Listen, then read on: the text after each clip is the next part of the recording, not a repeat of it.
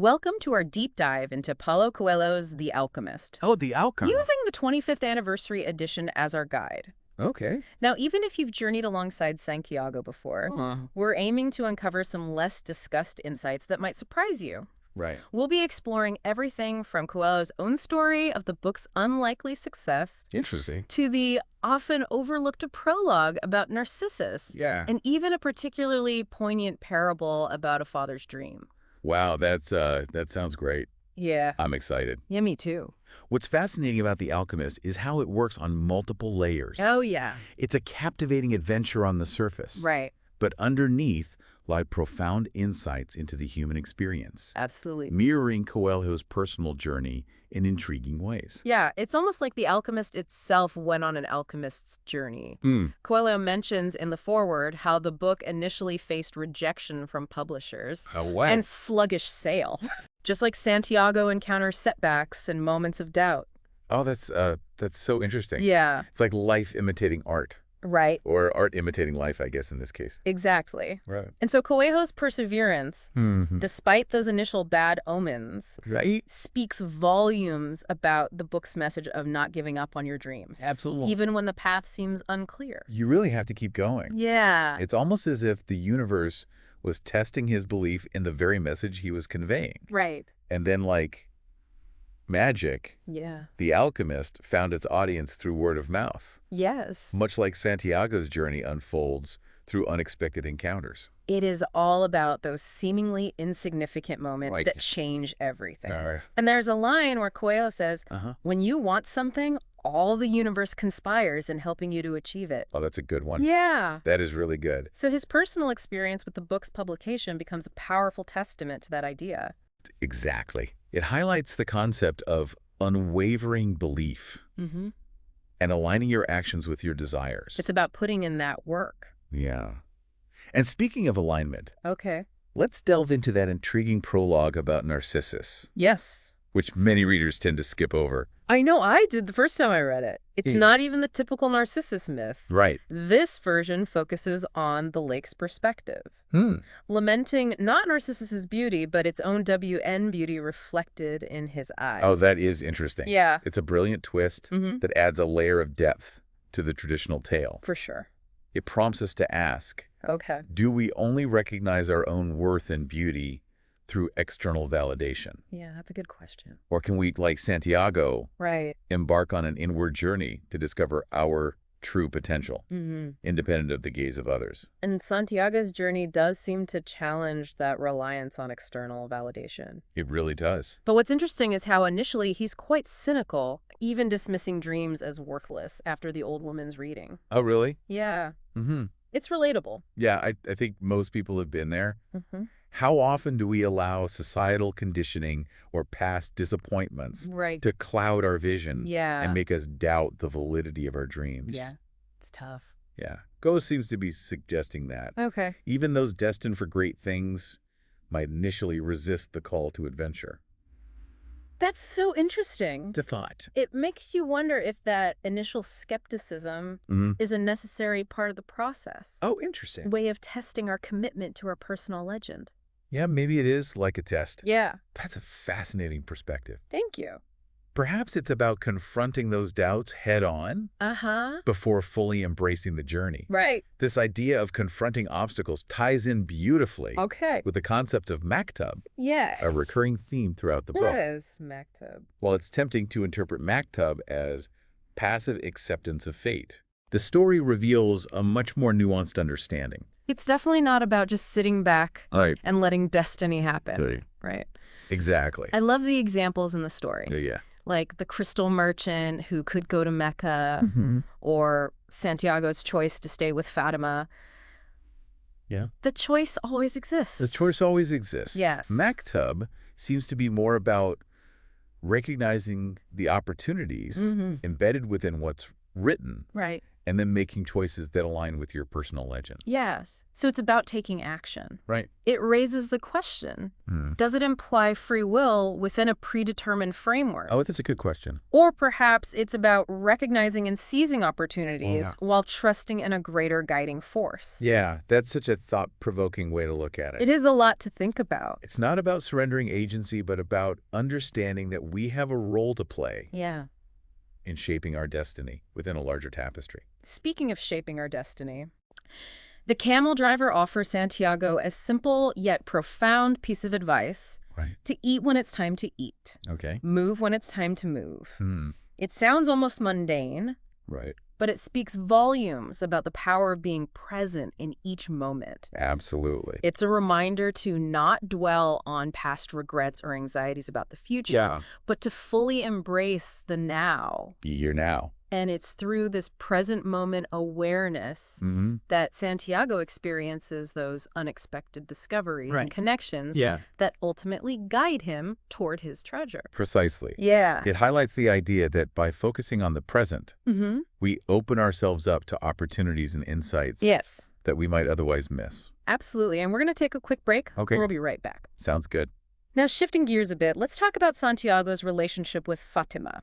Okay. Which challenges conventional notions about love and personal growth. Yeah, it's not about holding each other back, is it? Remember that beautiful line where Fatima encourages Santiago to pursue his treasure? Yes. She tells him, I am a woman of the desert, and I'm proud of that. I want my husband to wander as free as the wind that shapes the dunes. That's such a great line. It's a powerful statement. Yes. That reframes love as a force that supports individual growth rather than hinders it. Yeah. Fatima's love for Santiago is evident in her willingness to let him go, knowing that his journey is essential to his fulfillment. Which brings us to the alchemist himself, Okay. whose arrival is anything but what we might expect. Really? He's not surrounded by bubbling potions or arcane rituals. Interesting. His tent is simple, his wisdom conveyed through actions and few words. So different from what you might think. I know. If we connect this to the bigger picture, it suggests that true alchemy lies in recognizing the extraordinary within the ordinary, transforming our perception of the world around us.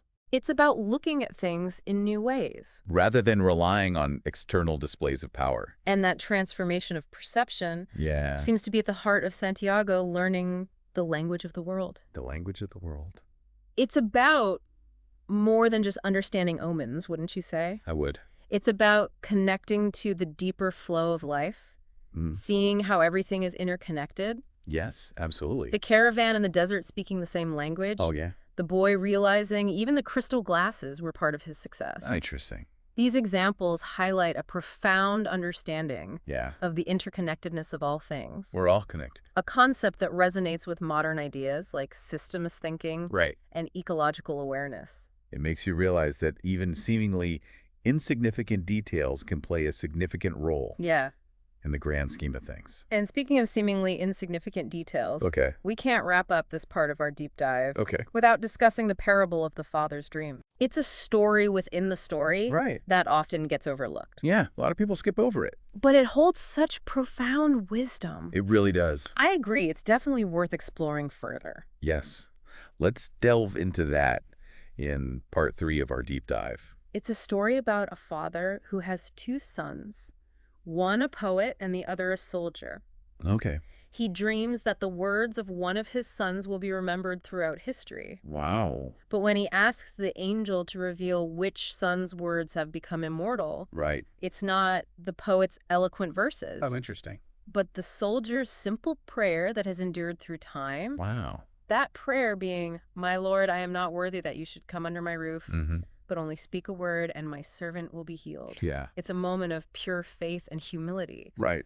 And yet its impact has rippled through generations. It's powerful stuff. It is. It's a powerful reminder that our greatest achievements might not be what we expect. Right. Sometimes it's the seemingly small acts of kindness, courage, or faith that have the most profound and lasting impact. They really can change the world. The parable challenges us to redefine our notions of success and to recognize the ripple effects of our actions. Yes. Even those that seem insignificant in the moment. It makes you wonder if our intentions matter less than the impact we have on the world. That's a good question. Perhaps it's about aligning our actions with a greater purpose, even if the outcome isn't what we initially envisioned. That's a profound insight. It suggests that true success lies not in achieving fame or fortune, but in living a life that resonates with something larger than ourselves. That's a great way to put it. Which brings us back to Santiago's journey. And that pivotal moment when he could have chosen to stay at the oasis, living a comfortable life with Fatima and his newfound wealth. Yeah, he had a choice to make. He did. But he decides to continue on, even though it means leaving behind everything he's gained. He did. It's the true mark of an alchemist, wouldn't you say? To always be seeking evolving, pushing beyond perceived boundaries. Yeah, absolutely. There's a line that really struck me. Okay. Before a dream is realized, the soul of the world tests everything that was learned along the way. Yeah.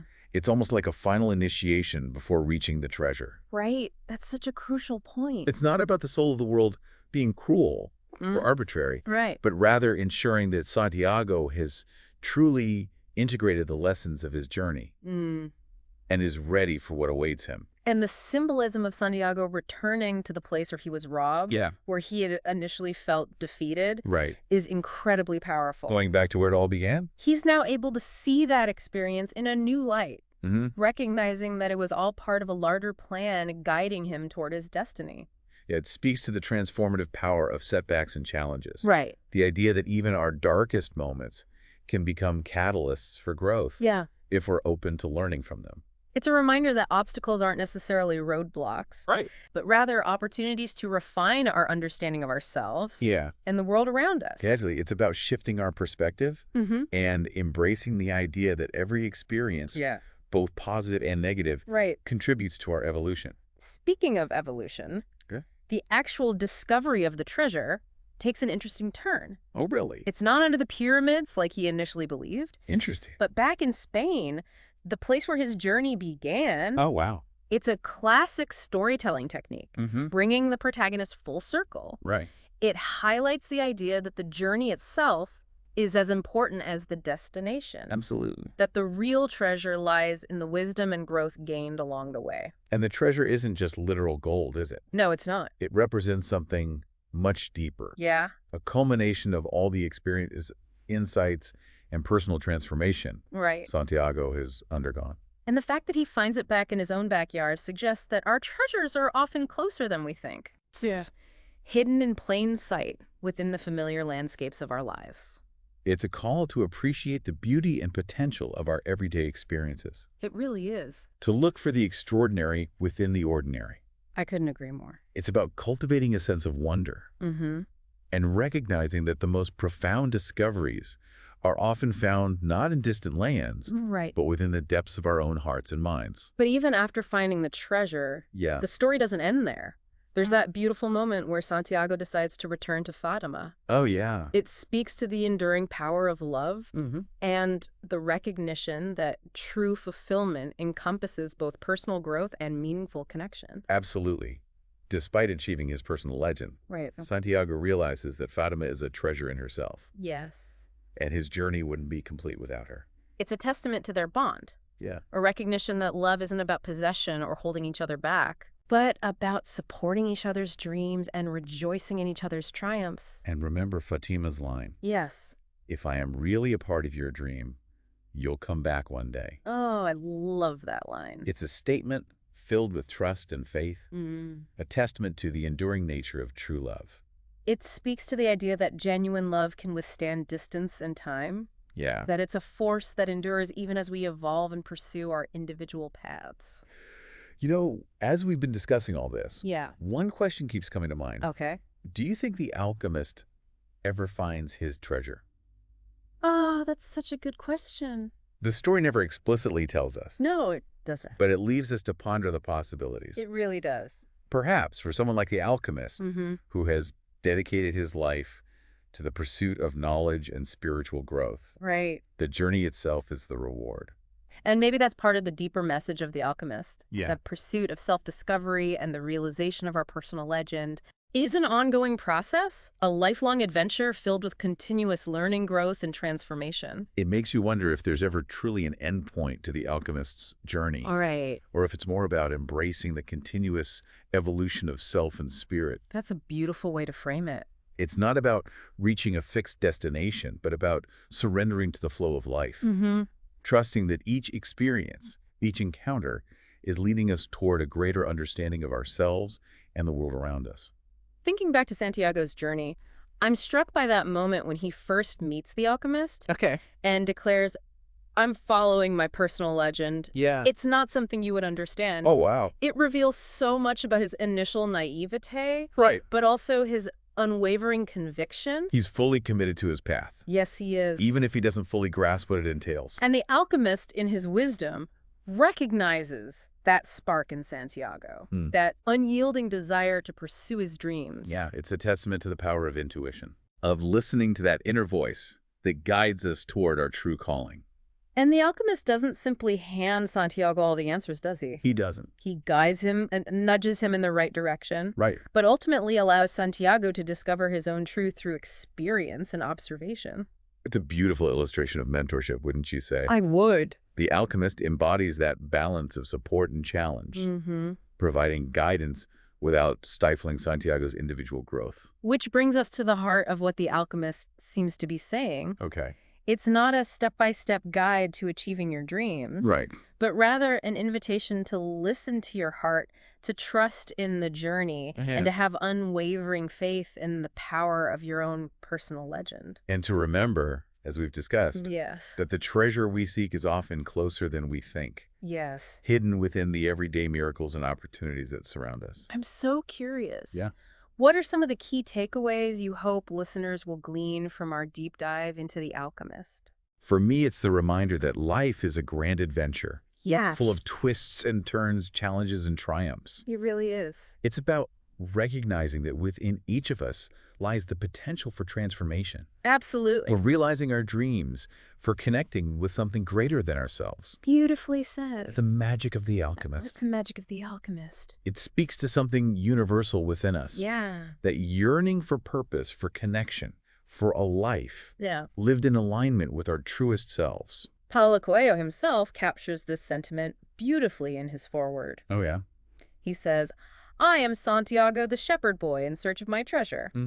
Just as you are Santiago the shepherd boy in search of your own. Oh, that's beautiful. As we conclude our deep dive, I hope you, dear listener, walk away with a renewed sense of possibility and a deeper understanding of the profound wisdom embedded within the alchemist. Wonderful. Remember, the journey is ongoing, the omens are everywhere, and the greatest treasure lies in the pursuit of your own personal legend. Keep those hearts open. Yes. Those minds curious. Be open to everything. And may your journey be filled with wonder, transformation, and the discovery of treasures beyond your wildest dreams.